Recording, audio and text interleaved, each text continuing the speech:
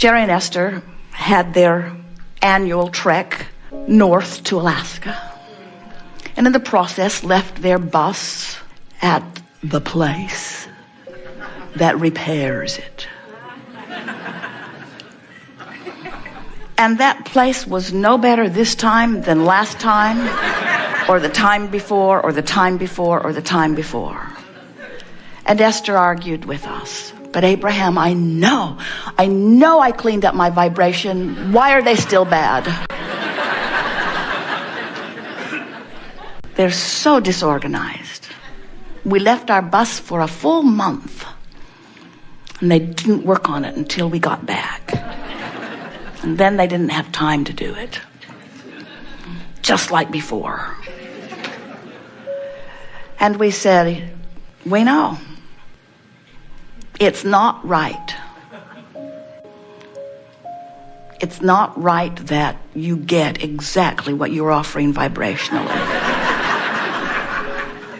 And Esther argued, no, it's right that I get what I'm vibrating. I just don't think I was vibrating that.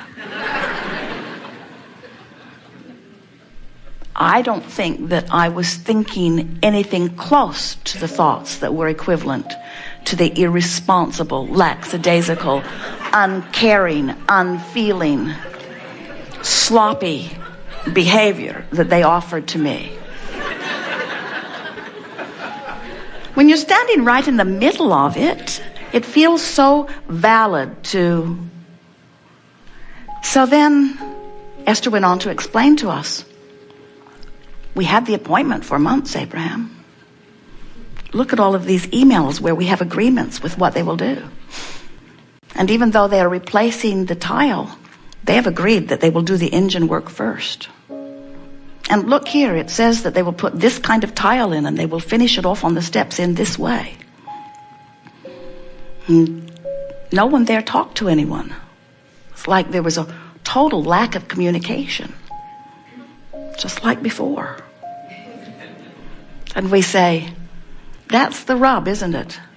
The rub to deliberate creation is to expect beyond what is. And you don't know whether you've accomplished it until it manifests, unless you're aware of the way it feels.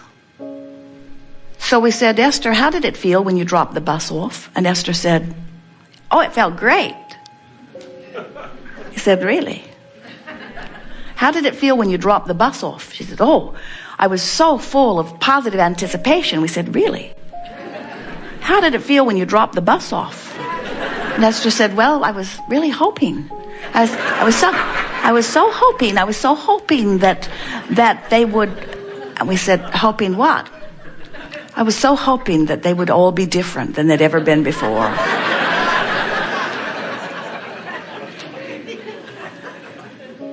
I was hoping that that one guy had moved on to another place. Or maybe that he had been run over by a truck. Either way, it would have been all right with me. In other words, it wasn't until the manifestation unfolded that Esther was even able to come to any awareness that her vibration was there. In other words, her expectation of that place is what it is. And she would argue, and she would be right, that place trained her into her expectation.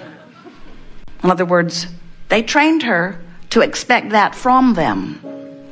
There are a lot of things like that out there, aren't there? In other words, it's easy to look at the economy and hear what's happening, or listen to the news, or listening to a medical report, or listen to the complaints of others around you. It's easy to let what is train you into your vibration. But when you let what is be the factor of why you offer a vibration, you drag now with you into your next experience, and into your next experience, and into your next experience. And just taking your attention from it doesn't clean up the vibration of where you were. You've heard us say that you could just pet your cat. Step 1 is contrast causes you to ask. Step 2 is source answers. Step 3 is you just have to find vibrational alignment with what you're asking for. And you've heard us say that you're asking, and your vortex is full of good stuff. And if you would just find one thing to focus upon, then that one thing that you focus upon would be enough to hold you in this vibrational place of well-being. What this experience brought to Esther, she was sitting and talking to the man. And she said to him, you know, we like you very much and we adore our boss. And it's so important to our experience because we really count on it. We use it. And everything we need is in it. And it must go when we want to go. And these engine shutdown lights are alarming to us. And then she said to him, this place sucks the life out of me. Because, now, this wasn't the first day she was there. This was 30 days in. After, by her words, they'd worn her down. This place sucks the life out of me. And then she heard herself say something that when she said it, she knew was not true. She said, and this is the only place I have trouble.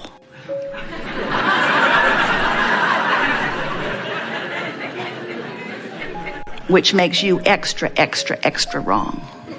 My life is perfect in every other way. So it must not be me, it must be you. Now she is having a congenial conversation with this man, really she is. They're laughing, they're agreeing, they're sympathizing with one another. He's telling her how hard his job is, and she knows how hard it must be. There are 5 million moving parts around that place.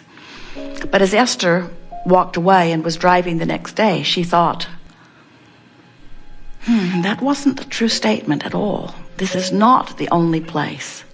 There's something active in my vibration that shows up there and there and there and there and there and there and there. It's just that it only shows up in one place at a time.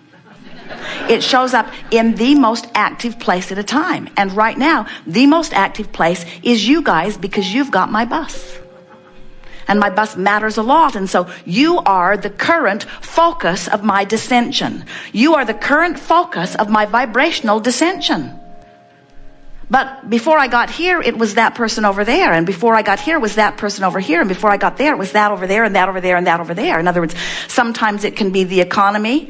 Sometimes it can be someone else's problem. Sometimes it can be the problem that someone I love is having. Sometimes it's something that's going wrong at the office. Sometimes it's something that's going wrong. In other words, there's always something. Have you ever been in the position where there was always something? There's always something that's a little out of whack. Always something. Always something. And Esther said, I'm going to get to the bottom of what that is. I'm going to get to the bottom of what it is. So we said, begin telling a new story. Well, Esther is discovering that she can tell a new story about this place where they work on her bus. She can tell a new story, but that new story will only take her so far. In other words, she can tell a story about how glad she is to see them all. She is. She loves those people there. She can tell a story about how good they are at their craft, and that's a story that she believes. That's very true. She can tell the story of how hard they work. That's an easy story to tell. She knows they work hard. She can tell the story of how she knows they are in a bind from the economy. She can see that. There are not as many there. Many of their talented people have gone. She can see that it's not the same that it once was. She can tell the story that they're trying hard. She can tell the story that they are effective to some degree. She can tell the story that if they had enough time, they could be completely effective. She can tell that story, but there's a deeper story that needs to be told. There's a deeper story than the behavior there. The deeper story is what's going on vibrationally. What's going on vibrationally with me? What's my expectation? And then Esther realizes that many of them, they're working by the hour. They make these multi-million-dollar buses. She can feel that there's some dissension there. She can feel that there's something that goes on that goes something like, no one should spend this much money on a bus. She can feel that that's sort of rumbling in the vibration. She can particularly feel it with the service writer, who is the one who has control of her bus. She can feel it there. And she knows that she can't make him understand that the more people like her that buy buses, the more people like them have jobs, or the more people like them can buy houses. She knows that she can't go back to the beginning of all of that and make them understand. So she can feel that there is a definite vibrational discord. She can feel, and she is right, that there is some sort of satisfaction that some of the people there are taking, especially those who are in control. They take some sort of satisfaction in torturing her just a little bit because her life is going so much better than anybody's life should be allowed to go. So just because you can afford this bus doesn't mean it's going to be ready when you want it. There's a vibration. Now, she's not making it up. It's a real vibration. It's something that happened. Just like she didn't make it up that they didn't put the right carpet in. Just like she didn't make it up that they didn't do the bullnose tile the way they agreed. Just like she didn't make it up that they waited until the last minute, did engine work 5 days earlier, didn't even turn the engine on to test it until they were driving out and found several hours of work that still needed to be done. She didn't make any of that up. She didn't make it up. She created it. And she didn't make it up. She didn't make it up that this man is seeing her as rich and he's sort of sticking it to her in a little way because it levels the playing field. She didn't make that up either. That's real too. She didn't make it up. But she cannot control their vibration. She cannot control their behavior. She cannot control their attitudes. She cannot control them, but she can control her own vibration. She's got to tell a bigger story. She's got to tell a deeper story. She's got to get beyond the peripheral. She's got to get beyond the surface. She's got to get deeper into the relational experiences with other people.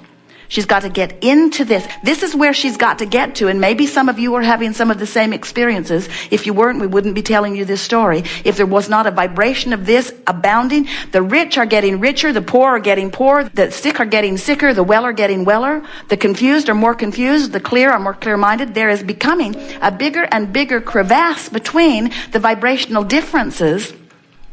And until you accept that what's happening to you, no matter what it is, hasn't got anything to do with anyone or anything else. It's all about you.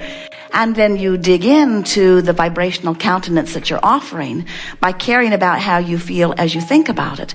Before you know it, you can get to the place where everything will move forward as the larger part of you already has. Creation is about closing the vibrational gap. You see, it isn't about wanting something and then getting it. It's all about the movement, the life that you live between where you are and it. That's why as soon as you get to where you think you want to be, a whole other set of things that you desire opens up before you. So as we're moving forward here today, and we'll bring this subject to closure too as we're moving forward a little bit here and there. We want you to understand that as you begin to tell a better story, that you're probably going to revisit the subject on a myriad of different subjects. In other words, as you tell a different story about one relationship, and then you tell a different story about another relationship, and then you tell another story about another relationship, a whole new layer of relationship issues are going to be revealed to you so that you can begin telling another story about that. The story that ultimately we want you to get to, the story that we ultimately want Esther to get to, we want her to get to the place where she can tell the story that it does not matter across the face of this earth how anyone else feels about her. That their opinion about her has no relevancy to her and no factor in her vibration unless she senses it. See, what's happening to many of you, and the reason that we're telling you this story is because as you become more aware of your vibrational nature, you are observing on many more levels of vibration. When you walk into a room, you observe far more than with your eyes and ears.